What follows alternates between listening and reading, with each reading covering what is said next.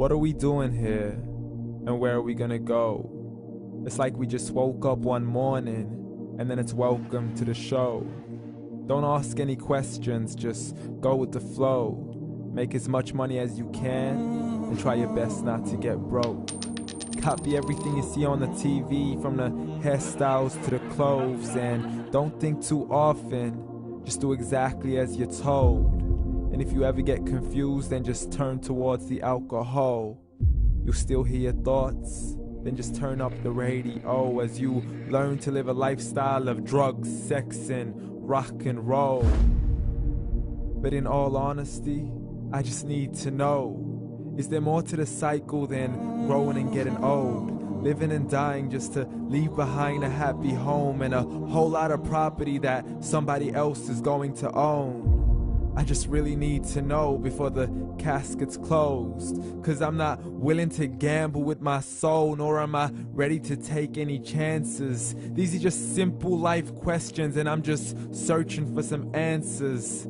Like, what are we doing here? And what is our purpose? How did we get here, and who made us so perfect? And what happens once we go, or is this world all really worth it?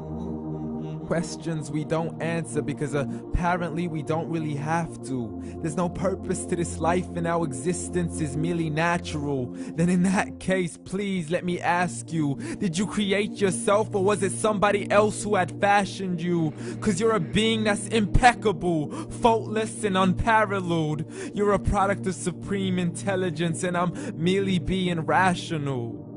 For there isn't a camera on this earth that can come close to the human eye, nor a computer that can compete alongside the human mind. And if the whole world was to come together, we wouldn't be able to create a single fly. So many signs, yet we still deny.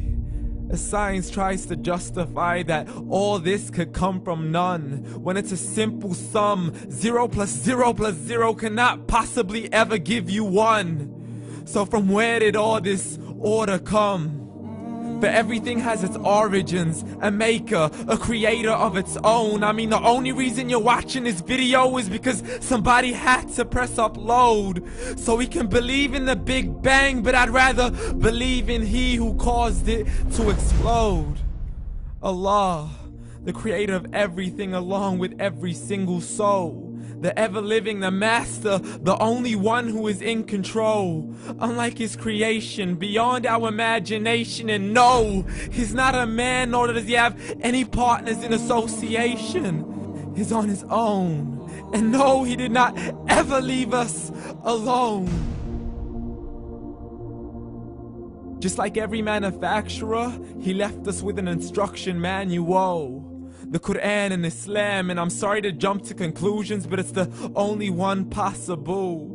The only definition of God is the one and only supreme being. It's logical, a book with 0 contradictions, with miracles that are both scientific and historical, all revealed over 1400 years ago.